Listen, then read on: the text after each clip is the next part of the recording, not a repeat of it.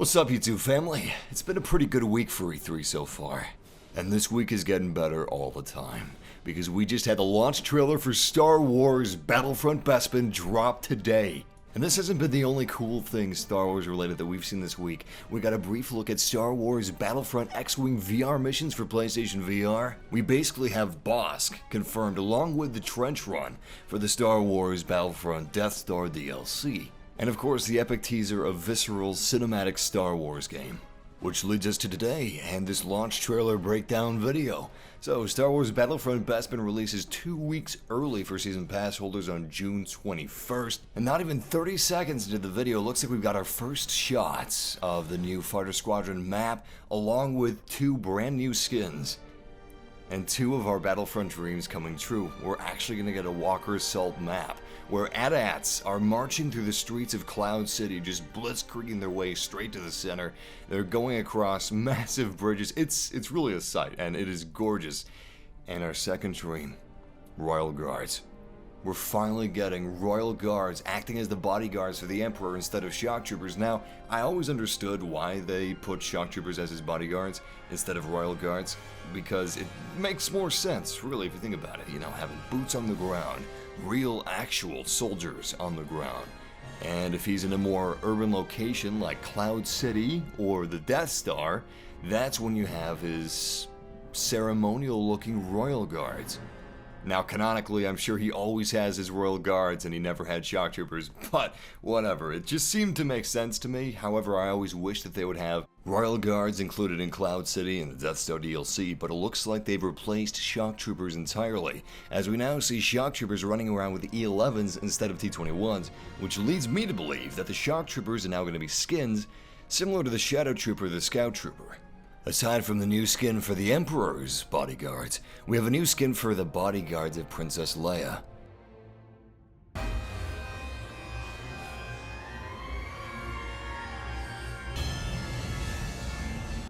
I've got a score to settle. Sounds like they got Billy D to reprise his role as Lando Calrissian. Hopefully they actually did. I mean, it sounds like him, and apparently Billy D really enjoys the role of Lando Calrissian. He actually reprised his role for Star Wars Rebels. Lando's got a charge of blaster ability similar to Han Solo's lucky shot. I hope he's not a cookie cutter of Han Solo, though. This is the Scout Binocular Star card, capable of revealing enemy units to the entire team. Excellent for urban environments.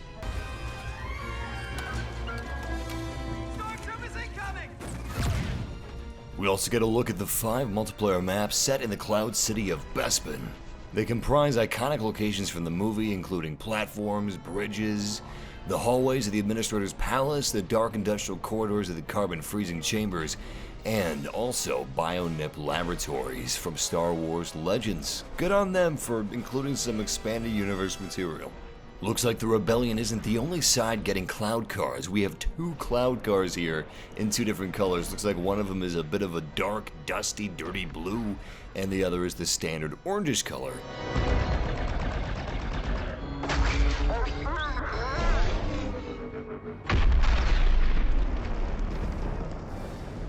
After a badass shot of Dengar unleashing hell upon this cloud car, we get a really nice vista of the city. It's awesome to finally have some urban environments in Star Wars Battlefront. The Frostbite engine is an incredible engine, and I'm really happy that we're not seeing just war zones in nature anymore. It also makes me very, very excited for the Death Star DLC.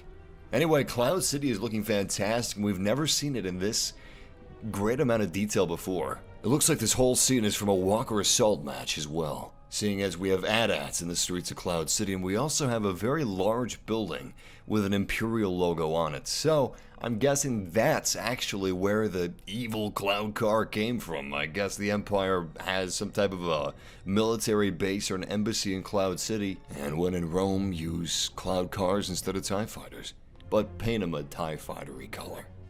Judging by how fast Dengar took down that cloud car, I would say that one of Dengar's abilities is to root himself, just plant his feet firmly on the ground, not moving whilst he is firing his DLT faster than it normally is capable of firing. Just all-out turret mode. You're gonna take a dirt nap. I'm taking you down. He also has a multi-lock ability similar to Greedo's, except he tosses grenades at their feet, which is pretty badass. He looks like he's going to be a lot of fun. I had my doubts about Dengar being included and not IG-88, and although I really like IG-88, he's one of my favorite Star Wars characters, Dengar looks fun. The X8 Night Sniper is a blaster pistol with decent damage, cooling power, and range. However, it also has heat vision. It's got a thermal scope. The EE-4 was constructed with a short, stubby barrel to allow it to fire more effectively at a closer range with spread shots. Despite the reduction in accuracy at range, the weapon makes up for it with a greater rate of fire, and it has a pretty fast rate of fire. Not only does it have a fast rate of fire, but I can't even see the blaster bolts after it fires. The blaster bolts themselves must travel at a really high velocity. Aside from scout binoculars, we also have an additional new star card, the Shock Grenade, which delivers a non-lethal electrical discharge, leaving anyone caught in the field incapable of moving, which is absolutely perfect for the brand new level feature of being able to freeze a rebel soldier or a stormtrooper in carbonite, and hopefully heroes too. If we could freeze Lando or Dengar, or 9-Nub in carbonite, that would be great. Aside from star cards, we also have a charge card, which on the Battlefront website says it's a star card, but it looks like a charge card to me, so I'm going to assume they made a mistake. Anyway, it's called Disruption, and it's basically an EMP wave that knocks out enemy blasters, turrets, and droids. We also have a new game mode called Sabotage. The Empire has deployed several tractor beams on the surface of Cloud City that prevent rebel ships from escaping the planet. In order to power the tractor beams, the Empire makes use of Tibonic gas generators that draw from the Tibonic gas native to Bespin. I'm gonna guess this game mode has to do with the rebels simultaneously defending the rebellion transport ships while attacking the Tibonic gas generators, and the Empire simultaneously defending the Tibonic gas generators while attacking the rebellion transport ships. This might be switched up a little bit in terms of order.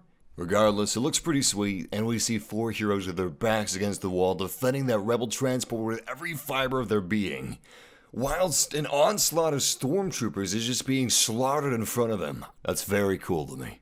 Regardless, that's pretty much all there is to see in this trailer, but I'm very excited to see exactly what is going to happen with the new Fighter Squadron game mode. Apparently, it's going to feature the largest amount of fighters that we've seen in this Battlefront yet.